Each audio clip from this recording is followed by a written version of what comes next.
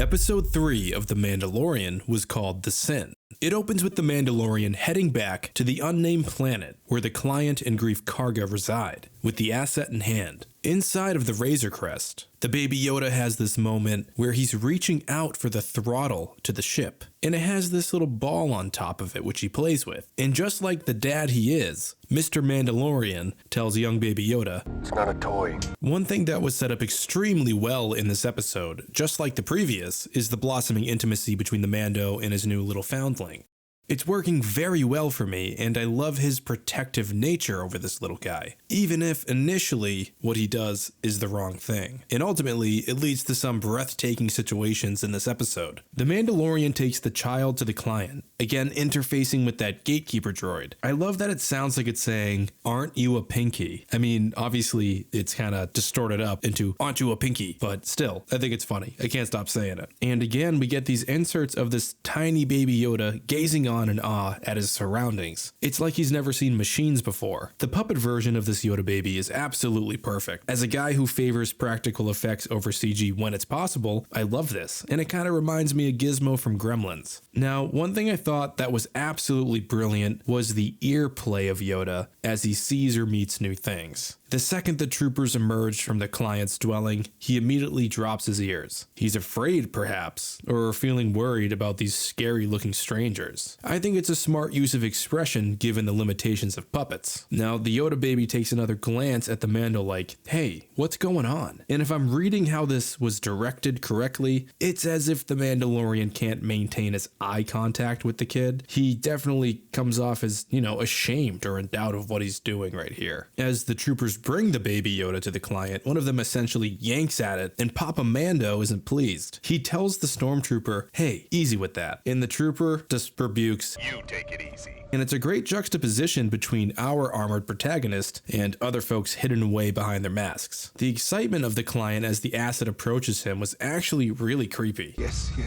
But in a good way for the story. I hate the client. I hate him right now. To me, he's just a leftover arrogant prick from the Empire. Pershing, on the other hand, seems genuinely interested in the baby and what its properties are. But more on that in a bit. The Mandalorian here directly asks the client how many fobs he gave out, which to me was the Mandalorian saying, "You better watch out if you hire me again." The Mando is a pretty no-nonsense guy in my opinion, so I liked his directness about the matter. The client basically turned it into a tournament the way he explains it, and the Mandalorian is the winner. It's all super nefarious to me because they basically messed with him because they were just obsessed with attaining the bounty. And it's unclear why this Yoda baby is of extreme importance to the client, but I still have this wild idea that has to do with life extension. As we heard in the first episode, if the asset is delivered, the Mandalorian gets a Camtono full of Beskar. And just a reminder, this is an ice cream maker. It was a fun little Easter egg, and the way it was utilized was fantastic. It reminded me of coaxium containers a little bit. But either way, the ice cream maker Star Wars tech looked really cool, and I loved it when it opened up.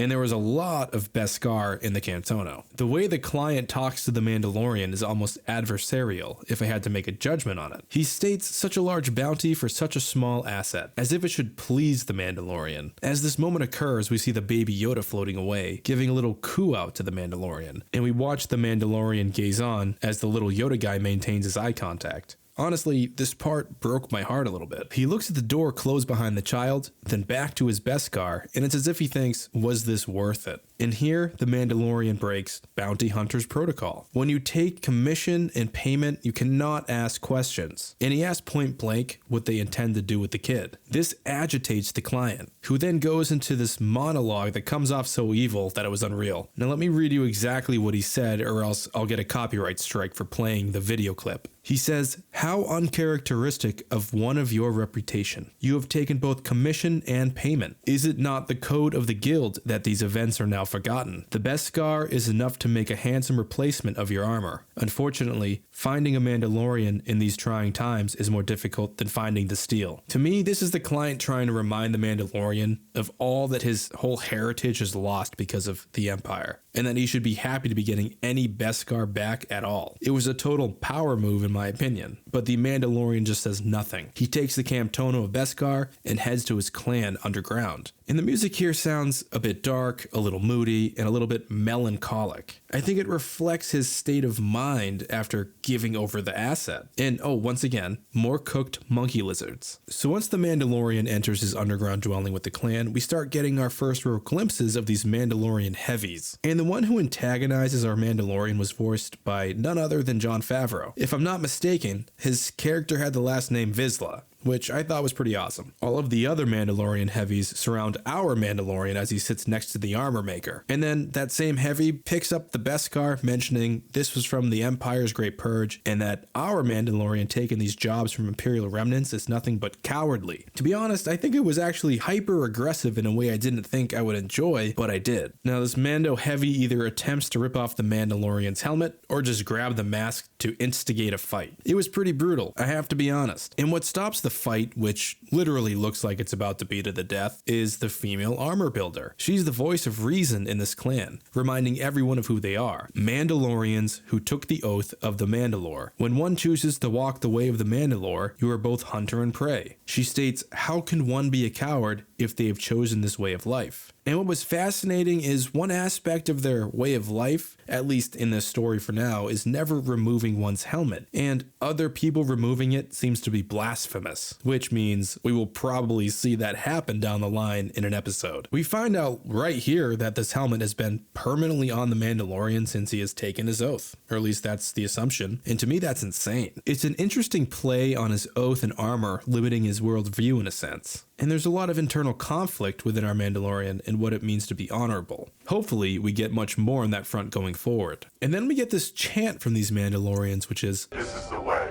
It felt very Star Wars in its vagueness and strangeness. This is the way. I like that. The Mandalorian refuses a signet he is offered because of the damage he took from the Mudhorn. In his eyes, it was not a noble kill. He was helped by what he claims was his enemy, but we know that was just little Baby Yoda using the Force. The Mandalorian isn't exactly honest with his clan right now, which, to be honest, is an interesting angle on the character. And because he forgoes the signet, the blacksmith ends up making a new cuirass, or in layman's terms, Beskar armor plating. And again, we get our third metal making montage. And I'm really actually coming to enjoy these moments. I think they're cool. The hammer hits on the metal again throws back into the memories of what I believe is the Great Mandalorian Purge. And we finally see these super battle droids doing damage on all fronts. Or at least I didn't notice them in the first or second episode. And you can even see a droid gunship in the flashback sequence. And it raises a lot of questions to if this was the Empire using old battle droids to their advantage to avoid losing soldiers, or, droids are just expendable in general in this universe. But if this is the clone era, wouldn't this make the Mandalorian like 40? I'm not too sure on the math, to be honest. And one tiny detail which I loved was the Mandalorian got these tiny little missiles called whistling birds. They come into play at the end of the episode and it's magical. I do hope as the season goes on, we find out the full story of his family leaving him in that bunker for safety.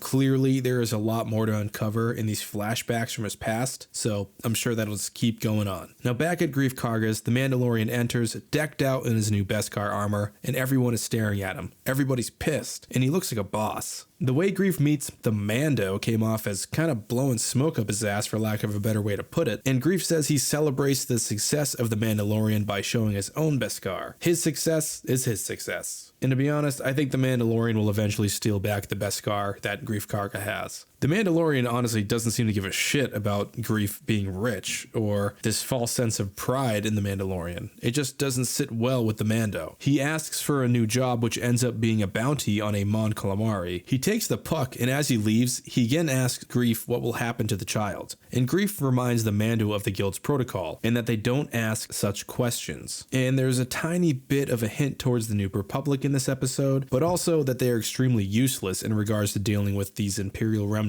I found that interesting, and, it seemed like a bit of a setup to the rise of the First Order. Greef even tells the Mando just to take drugs to forget about the kid, and that kind of floored me. It made me a bit disgusted by his character. And you can tell here that the Mando is displeased, and he just leaves without a word. Thinking of his own situation, what if somebody just tossed him away, rather than saving him to become a foundling and now a Mandalorian? He walks back to the Razor Crest, prepping his ship to get going until he reaches for the lever that little Baby Yoda was playing with in the beginning of the episode. And the music here is sad and kind of nostalgic sounding. He carefully twists back on the ball, and we dolly into the Mando's face as he contemplates his next actions, which, for all intents and purposes, I will call John Wick mode. The Mandalorian ventures back to the client's dwellings, and he finds the Baby Yoda's crib tossed in the trash without a care. This foundling, this Yoda creature, is in danger in his mind. Plus, let's be honest, this thing looks like an egg, and the imagery of this egg juxtaposed with what the Mandalorian saw the Jawas do to the Mudhorn's egg most likely was a signal to him of getting to action to save that baby. As he is slowly infiltrating the compound, he uses some tech to tune into a conversation between the client and Pershing. We find out that they want to drain some vague material from the child, but Pershing also interjects saying that whoever it was to request this infant specifically wants it back alive. For now, that's the mystery of this show. Who really wants this child? Right now, we are unsure. Like I said earlier, Mando goes into John Wick mode to save the child. He rips off the eye of the gatekeeper droid, alarming the stormtroopers inside. While in Mando mode 3000, he places a detonator on the back of the walls of the compound, and he creates an entrance so that he can go inside and rescue the kid. And P.S. I love how casual the Mandalorian is. He just walks away from these events with an even pace. He is in control. We see these two unfortunate troopers go to check on this explosion, and John Mandalorian Wick takes these guys out like it's nothing. He is the Dark Knight, striking from the shadows. And I love the framing of the dead trooper on the ground as the next trooper coming into attack tries to figure out what's going on. The Mandalorian overpowers him out of nowhere, and we cut back to the image of the dead trooper on the ground, watching the fight play out of focus in the background. And the Mandalorian, after he wins, just straight up shoots a giant hole into the trooper's chest in the distance. It was absolute brutality. It was a perfect framing for this scene. Stare at this other corpse while the Mando makes a corpse of everybody else. Bravo, Deborah Chow. This next death was my favorite because the Mandalorian uses his Vembrace to pull the trooper right into a knife he is holding in his hand. Again, absolute brutality and badass. This guy is John Wick in space. Then he makes his way into the doctor's chambers where Pershing is conducting some kind of an experiment on the Yoda baby. Mando annihilates another trooper on guard, and Pershing immediately cowers away, stating if it weren't for him, the asset would already be dead. If that's true, then hopefully we see a bit more of the Doctor and why he is doing what he is doing. For now, it's hard to say what his motivations are. They don't seem evil, but they don't also seem really altruistic. Knowing he bears the cloner's emblem is also eyebrow-raising. And I do love the probe droid in this scene. Sure, it's a total fan service member-berry moment, but within the context of the scene, it works. The Mando takes it out and starts yelling at the Doctor about what has he done to the kid. You know, it's a pretty endearing moment. The Mandalorian cares so much about this Yoda baby. Now, Mandalorian is making his way back out of the compound, annihilating troopers, and at one point, he straight up burns a stormtrooper to death. The screaming of this trooper was terrifying. This episode definitely has disturbing moments, right up there with Revenge of the Sith. Now, during Burning Man Festival here, little Yoda looks up at his savior like, "Thanks, Dad." I thought their glances at each other were pretty charming. And again, the framing of the dead trooper front and center as the Mando walks away is gold. Finally, we get to see these whistling bird weapons in action, and it was pretty neat. They come out of his Vembrace and kill the surrounding troopers. The visual was simply dope.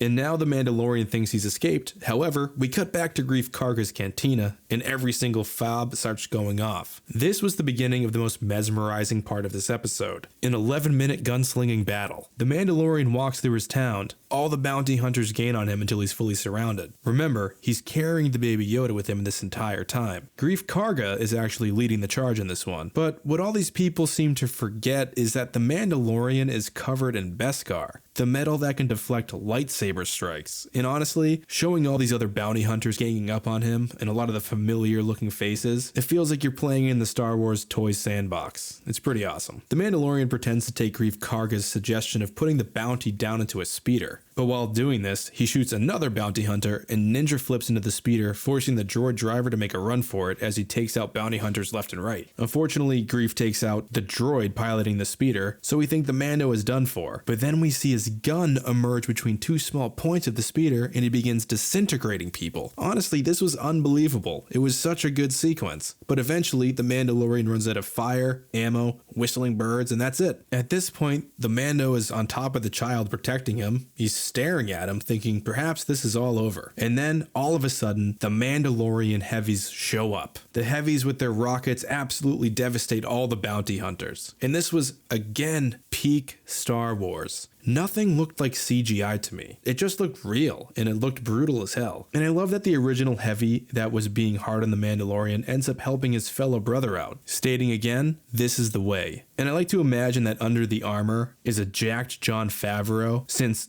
that's who he's voicing. And here, since the Mandalorian is protected by his clan, he can run and flee to his ship, the Razor Crest. Except we are now confronted with Greef Karga, who secretly snuck aboard. Greef is pissed that he broke the code, and that he will seemingly have to kill the Mandalorian. However, being so clever, the Mandalorian uses his carbonite freezing gases to stop incoming blaster fire from Greef Karga. The Mando gets one lucky shot in, incapacitating Greef. And Greef isn't dead. The Mandalorian specifically chose to shoot him where the Beskar metal was beneath his clothes. In my eyes, this is probably so they can just team up in the future, and I don't think the Mandalorian thinks Greef Karga is all evil or bad. He's just a businessman. And as the Mandalorian takes off into space, the heavy flies up near the Razor Crest, saluting the Mando, and then he reflects to himself he's got to get one of those, which I actually thought was pretty funny. The little Baby Yoda is safe, and we can see it reaching again for the ball on top of the lever in a ship. And like the little daddy-o that our Mando is becoming, he twists off that little ball and allows the little guy to play with it. And that's the end of the episode.